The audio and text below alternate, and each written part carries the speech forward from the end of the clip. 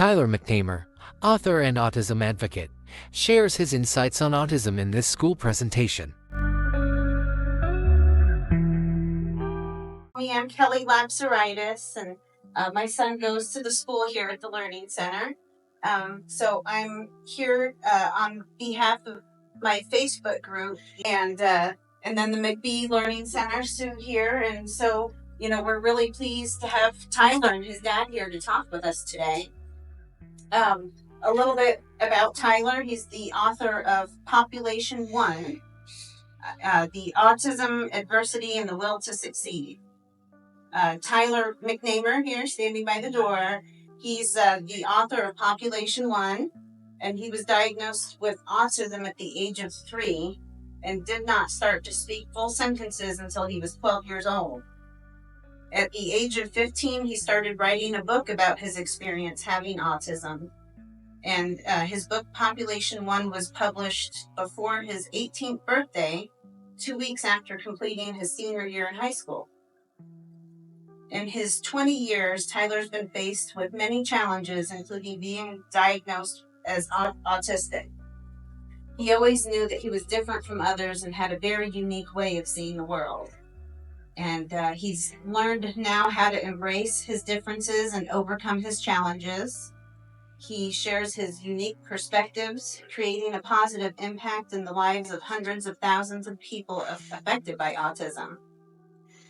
And Tyler's been featured in newspapers, magazines, television, and radio programs. And he speaks in front of thousands of people each year and has sold over 5,000 copies of his book. And Tyler believes that being different from the masses is one of the greatest gifts that he possesses. And he's chosen to acknowledge the label of autism not as a disability, but as an extraordinary ability. So please help me welcome Tyler McNamer. Thank you. Yeah, pleasures. Hey, so, my name's Tyler. I'm 20 years old, and I wrote a book about having autism. So it's all about having a first-person perspective on what it's like to have or to be in the spectrum.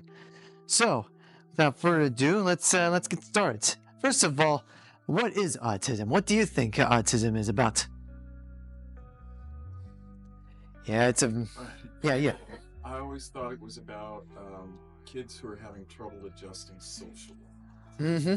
That's a very good description right there. Sure, and like you said, so that's basically correct. It's when people have a difficulty being social when it comes to saying stuff or doing stuff that seems inappropriate. So social skills are not really quite the best for them. They're really good for a lot of things, but socially, it's a challenge as well. Here, I'll give you an example on what it's like to have autism at such a young age. So when I was in grade school, I was definitely mostly the silent type because every time I would speak, I would be mostly inappropriate or not really.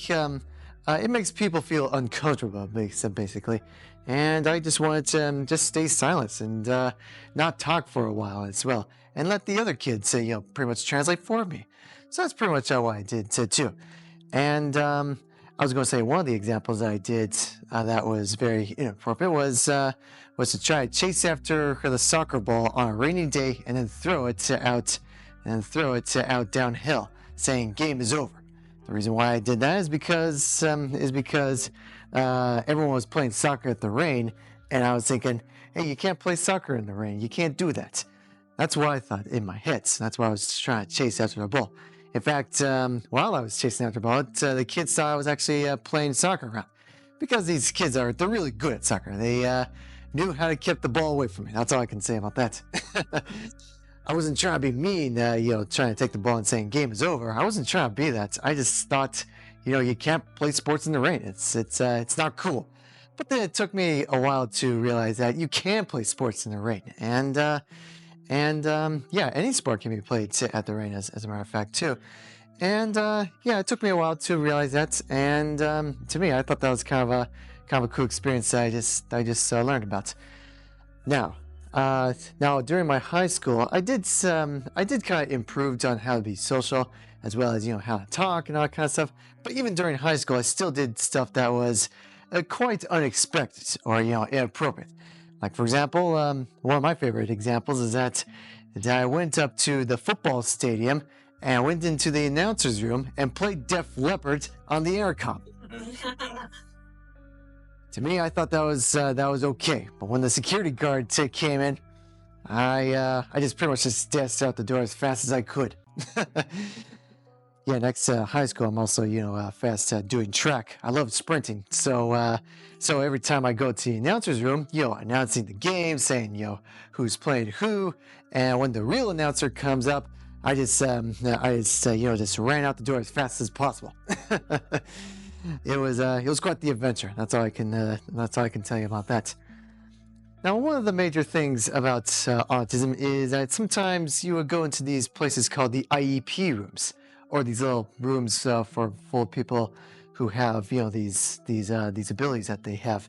And to be honest with you, being in these IEP rooms, it makes me feel kind of confused. It makes me think of, what's going on? Why am I here? And why are the other kids in these rooms and stuff?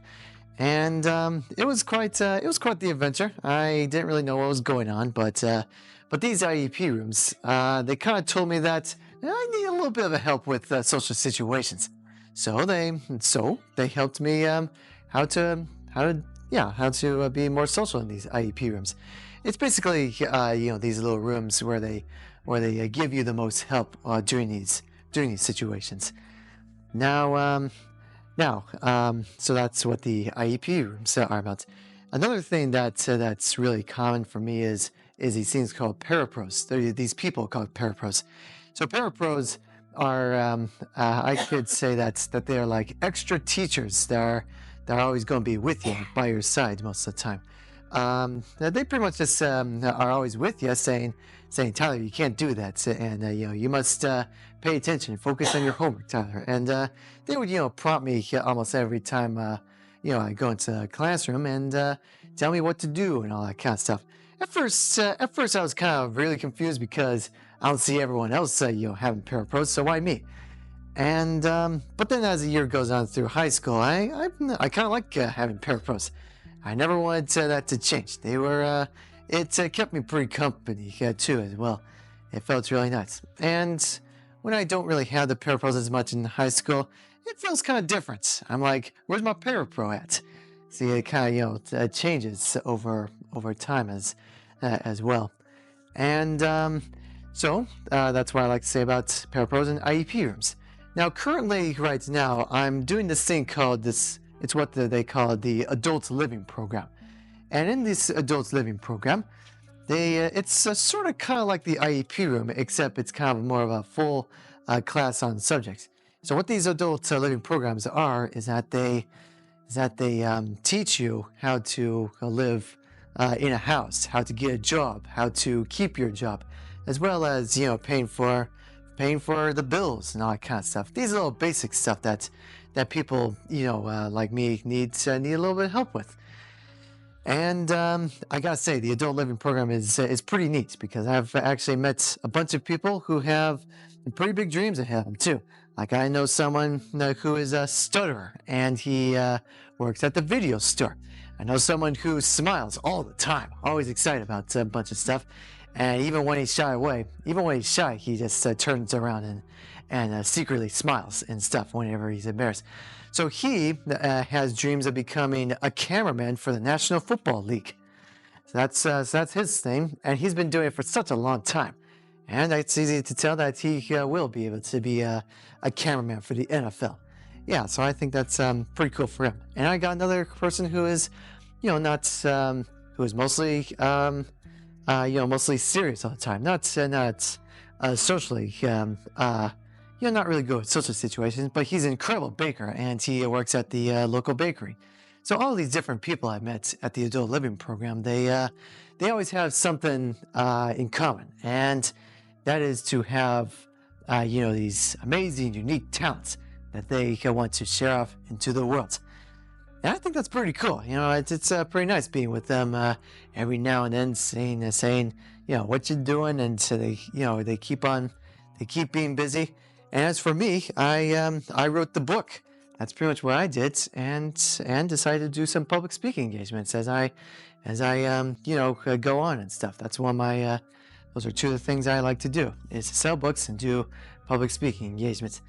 I like to keep them busy. I think everyone likes to keep busy over at the adult living program, and as well as people who like to do the IEP rooms. It's very busy. It's very busy over there. That's all I can say.